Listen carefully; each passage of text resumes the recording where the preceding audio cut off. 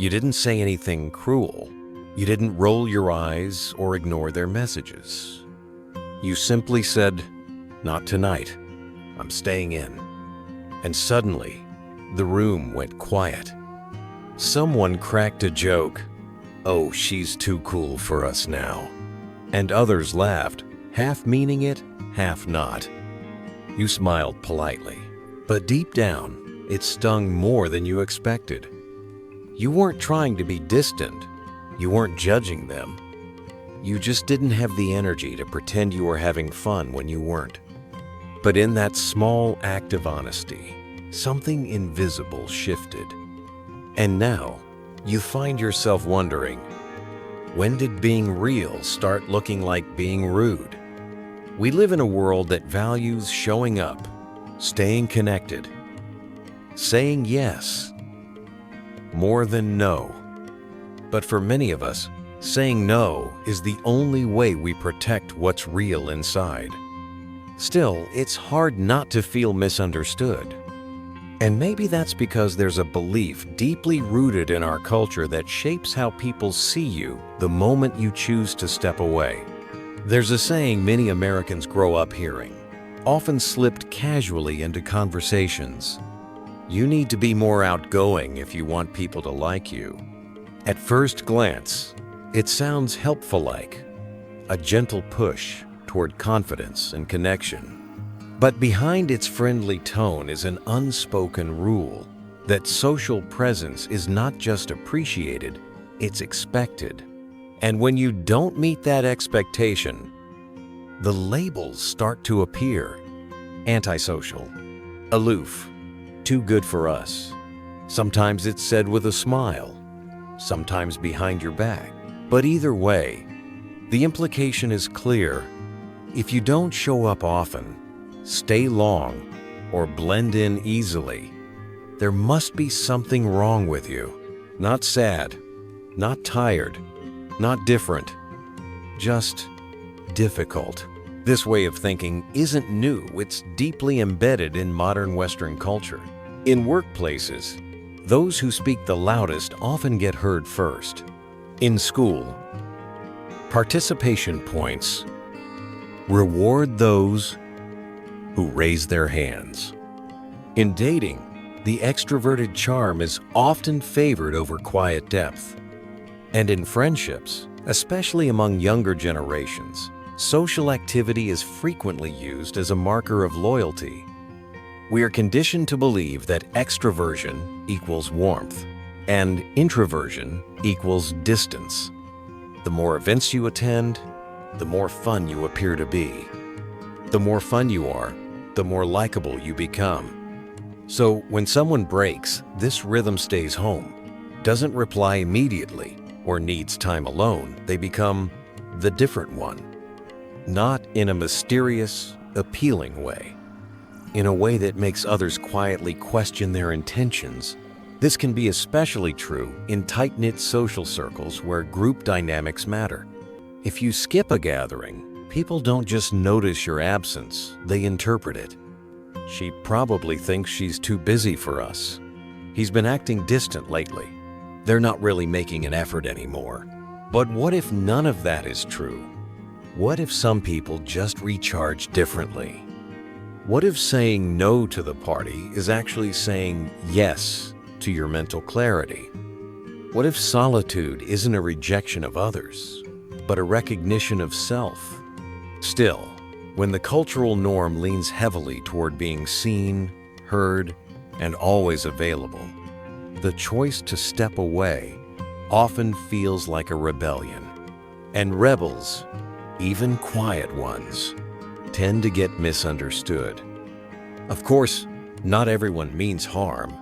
Most comments like, "Come on, don't be boring," or "You never come out anymore," are meant playfully. But even jokes can carry weight when they reinforce the belief that real connection must look loud, shared, and always visible. There's a pressure, especially among younger adults, to perform a kind of social openness 7 when it doesn't come naturally. And those who can't or choose not to are left feeling like outsiders in their own friend groups. But maybe this tension says more about the culture than the individual. Maybe it's time to ask, why do we equate presence with loyalty, energy with kindness, visibility with value? Because for many young people today, the decision to step back isn't about being better than anyone. It's about being honest with themselves. And yet, honesty comes with a cost. The cost of being labeled. The cost of having to explain yourself over and over. The cost of feeling like the world only sees part of you, the part that doesn't join in. And when those labels start to stick, the real damage isn't just how others see you. It's how you start seeing yourself. You begin to wonder if you should be more like them. You second-guess your instincts. You stretch your boundaries just to avoid being left out. And sometimes, you go to the party, even when you don't want to. You smile, make small talk, and count the minutes until you can leave. And when you finally down, you close the door behind you and exhale, you feel even lonelier than before. Because deep down, you weren't just exhausted. You were invisible. And maybe that's where the real struggle lies. Not in being different, but in being misunderstood again and again by people who genuinely care about you. So the question becomes, how do you protect your truth without pushing others away? How do you stay real without having to constantly defend yourself? That's exactly what we'll explore next. It's easy to say, don't worry what others think. But for many young people, being misunderstood doesn't just hurt, it leaves a mark. Because we don't live in isolation. We build our sense of identity through feedback, through community, through being seen and accepted for who we are. So when you choose rest over presence, silence over chatter, solitude over seen, and people take it the wrong way, it shakes something inside. You start to question whether your way of being is somehow wrong. Not just inconvenient or different, but inherently flawed. That's the quiet crisis so many young people carry. The tension between staying true to themselves and staying close to the people they care about. Because even when they know their limits, they still carry guilt. Even when they say no, they replay the moment in their heads, wondering how it came across. Even when they want to be real, they feel the pressure to soften it, dilute it, package it in a way that's easier for others to receive. Some will try to explain. They'll say things like, I'm just not in the mood, or I'm tired, or I've had a long week. But even those justifications come with fear. Fear of sounding selfish, fear of seeming distant, fear of not being enough. And when those explanations don't land, or worse, are dismissed, they slowly stop offering them. Not out of pride, out of exhaustion. Because explaining your boundaries shouldn't have to be a weekly ritual. You shouldn't need to convince your friends that your inner peace matters too. So what happens instead? Some withdraw completely. They fade from group chats, stop responding to invites, protect their space fiercely, sometimes too fiercely. Not because they don't care, but because the effort to stay understood has become too heavy. Others do the opposite. They push themselves to show up everywhere, say yes to everything, smile through social fatigue. They perform, and afterward they crash emotionally, physically, spiritually, without anyone noticing. Because to everyone else, they looked fine. This gap between how someone feels and how they appear is where so much misunderstanding lives. And it's especially hard in a culture that praises high energy, team players, social butterflies. No one wants to be labeled the difficult one. No one wants to feel like the only one sitting out. But when the cost of blending in is betraying your inner self, the price becomes too high. And then comes the resentment. Not loud or dramatic, but slow burning. You start to feel like your friendships are conditional. Like your worth is tied to how available, fun, or agreeable you are. And the more you suppress your truth, the more disconnected you feel from others and from yourself. That's when many young people reach a breaking point. Not always with tears or confrontation. Sometimes it's quiet. They stop texting back. They leave parties early without saying goodbye. They stop explaining. And yet even in those moments, there's a part of them still hoping to be understood. Because the truth is, they're not rejecting people. They're rejecting pressure. They're not cold. They're careful. They're not arrogant. They're just tired of performing. But if they don't speak up, how can anyone really know? That's the trap. They don't want to lose their friendships, but they also don't want to lose themselves. And so, the question deepens not just how do others see me, but how do I stay grounded in who I am without becoming hardened? Because when you feel misunderstood enough times, it's tempting to build walls, to write people off, to wear your solitude like a shield, to stop caring if they get it or not. But is that really the answer? Is shutting down the price we have to pay for being real? Or is there another way, one that allows you to honor your truth without turning cold?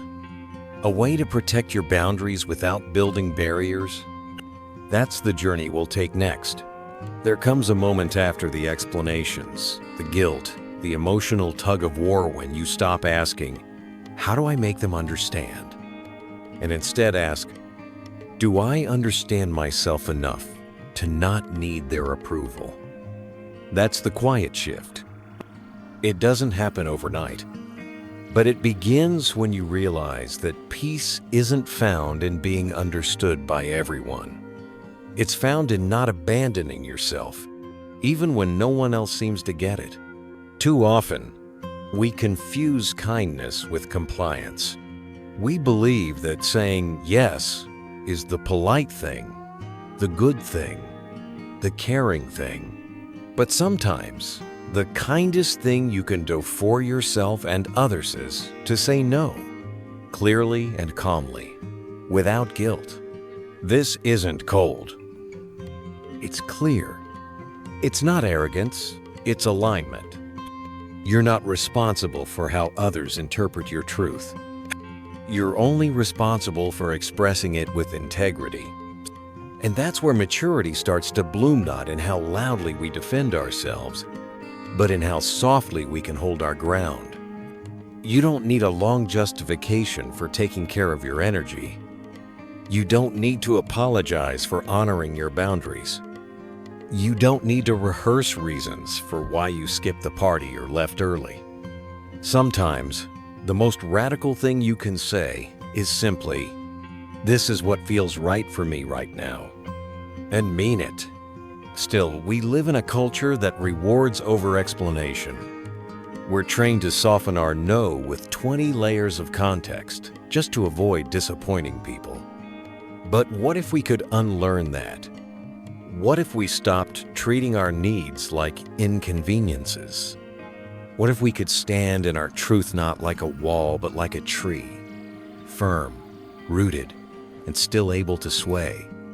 Because there's a difference between building walls to keep people out and setting boundaries to let yourself breathe. The former is fear. The latter is self-trust. And when you trust yourself, when you accept that your energy, your limits, your preferences are valid, you stop needing the world to echo it back to you. You begin to move differently. You enter rooms without shrinking. You leave conversations without regret. You speak less, but more honestly. You become quiet, but not small. Private, but not closed. Firm, but not hard. And those who truly care for you will feel it. Maybe not right away. Maybe they'll misunderstand at first. But over time, your consistency becomes its own kind of communication. One that says, I'm not performing. I'm just here as I am. Take it or leave it. That's not rebellion. That's freedom. Still, even freedom can be lonely sometimes. There are moments when you'll wish someone could see your intention beneath your silence, that they would recognize your stillness, not as withdrawal, but as respect. Your no, not as rejection, but as an act of care for both of you. But here's the truth. You can live aligned without needing to be validated. You can be deeply kind and still protect your space. You can love people deeply and still say, I can't tonight. Because love doesn't always look like showing up.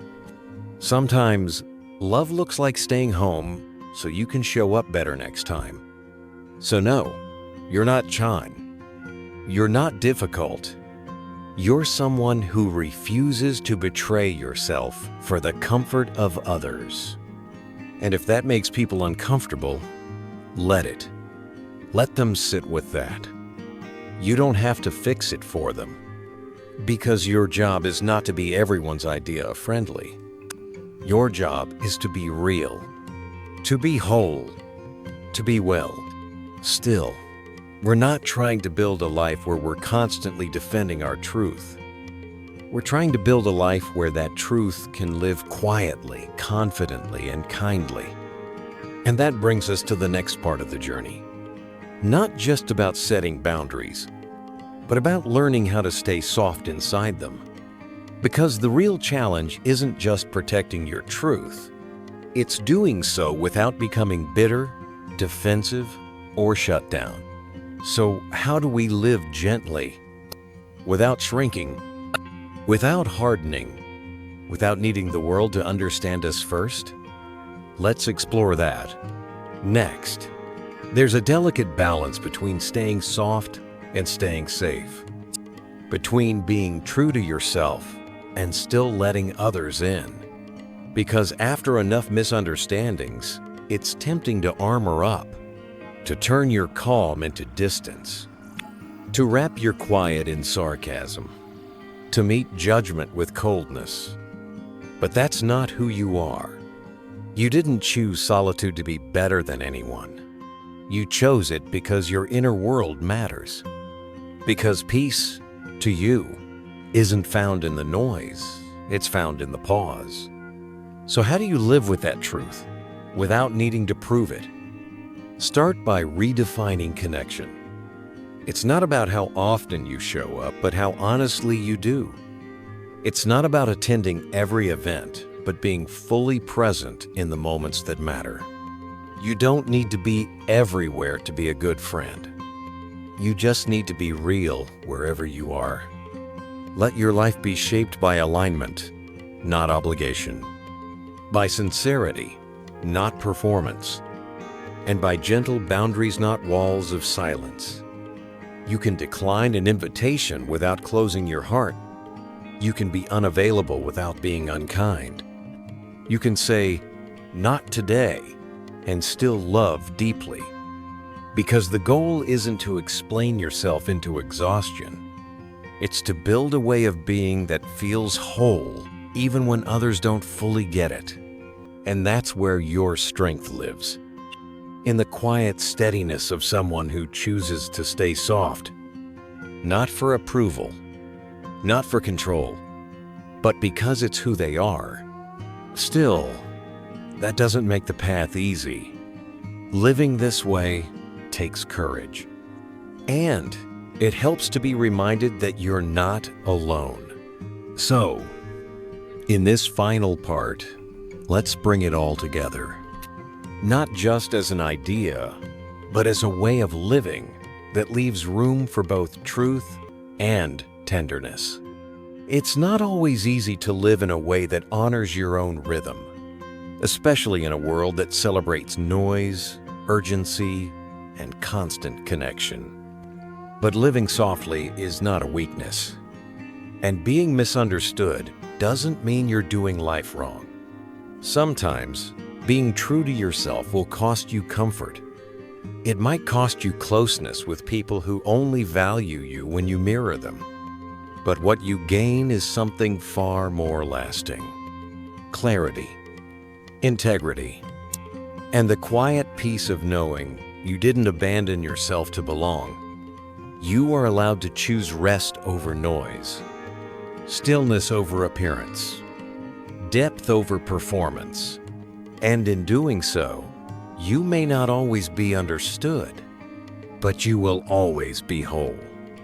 So the next time someone calls you distant, or too quiet, or too much in your own world, just smile gently. And remember, they're only seeing the surface. You live much deeper than that.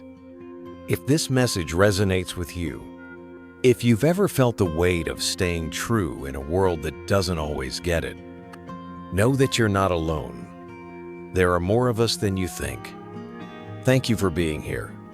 If this video brought you clarity or comfort, feel free to like, subscribe, or share it with someone who might need it.